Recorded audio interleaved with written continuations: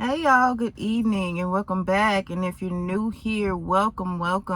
I am Nikisha Wise. And y'all, today I want to tell you all about ways that the enemy find God's chosen one, okay? How does the enemy find God's chosen ones?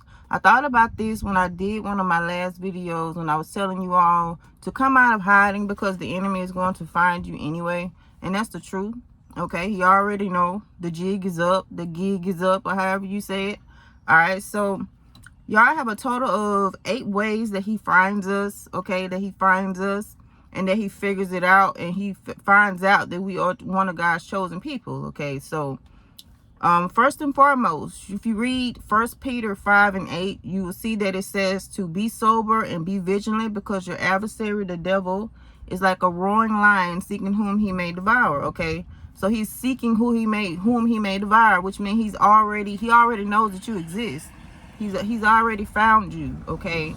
He know you through your mom. He was there when your mom was pregnant with you. He was there when your dad was here and he made you. He was there. You know, the devil knew about you coming into the earth in the first place.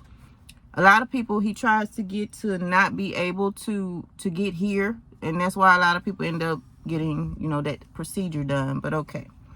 So in other words, you know, he, like I said, he knows that you exist. But how does he know who is a chosen one of God and things like that? Because many are called, but few are chosen. All right. Many are called, but few are chosen. All right.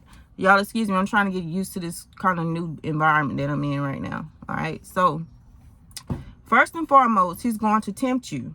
He's going to tempt you. He's going to tempt all of us through our walks of life. He's going, you know, even as a child, you're going to be tempted to do certain things that the enemy's going to be things and traps that the enemy lays out for people, period, to see which ones take the bait and to see who would be more susceptible to take certain things and to do certain things versus another person, okay? And, you know, and he can determine that by who takes what bait and how another person handles certain situations and things like that, y'all. He uses those as ways to see who is who and who has the potential to work for him and who has the potential to work for Christ. He want all of us in trap, but it be like that too, okay?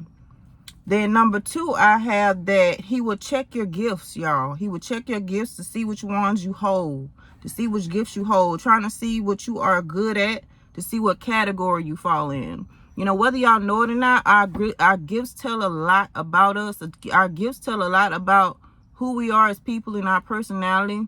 Like me, I'm very creative. A lot of creative people are prophets. So he will use that, and he knows through things like that of who's who, okay?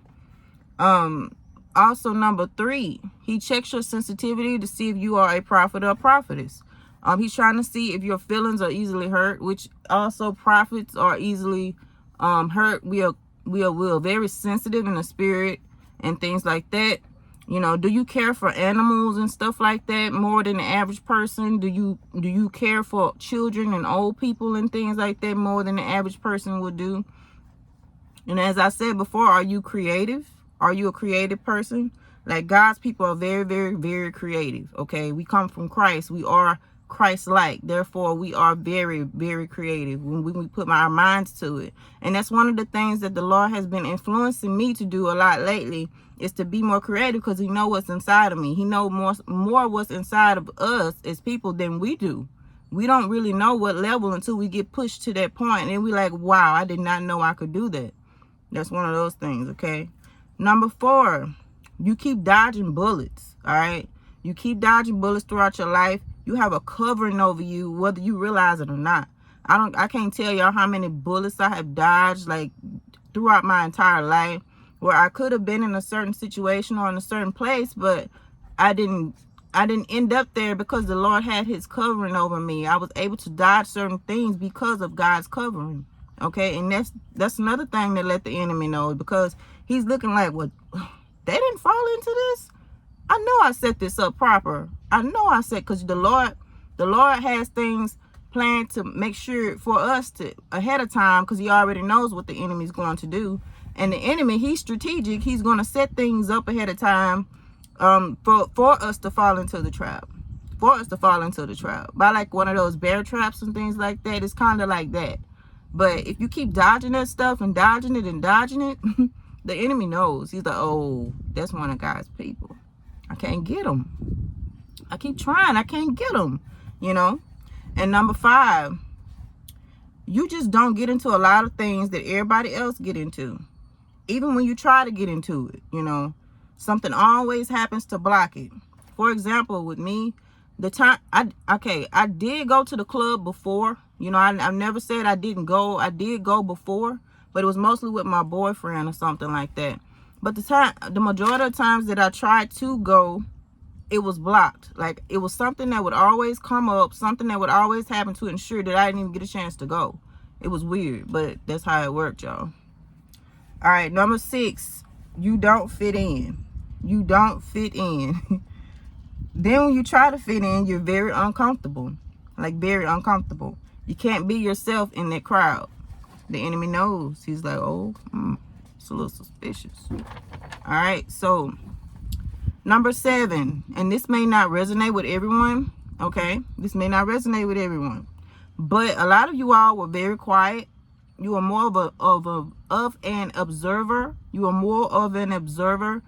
People, you know, you're more people that took in information rather than spoke a lot. And that's normal, but it's certain levels to that. I mean, some of it was normal for me, but a lot of it wasn't, okay? You know, especially as an adolescent, growing up, a lot of the quietness was very much just embedded inside of me. It was more on the side of the Lord wanted me to observe and listen rather than speak. Okay? And number 8, I have, whenever you decide to speak up, a lot of truth comes out. A lot of truth comes out when you speak, all right? You're not like everybody else. You have upset some people by speaking the truth, you know, and even if the truth helped them, they still got upset. And as a matter of fact, a lot of God's people, a lot of God's true people love truth and are in love with the truth. That's me. I'm in love with truth. I'm like dearly in love with the truth, okay? And you pick truth over lies. You pick the truth over, you know, anything. You pick real over fake. You know, that's just how you are. That's just what you like. Lies agitate you. You're one of those people. You're one of those types of people in this walk, okay? You rather somebody to be honest with you than to be fake with you. You don't want nobody telling you what you want to hear, you know, that type of thing. You rather be told what you need to hear rather than what you want to hear. You one of those people. That's the signs right there. And the enemy sees all of that. He already know. All right. All right. So if you guys have any questions, email me or leave some in the comments. If you have any questions, if you have anything you would like to add to this video, feel free to do so. Yeah, I think that is it, you guys. All right. And I'm still adjusting to everything, even my hair, y'all. I'm still transitioning to everything. I'm still adjusting. These changes don't be playing. But all right, y'all. I'll talk to y'all later. Bye. I love y'all. Bye.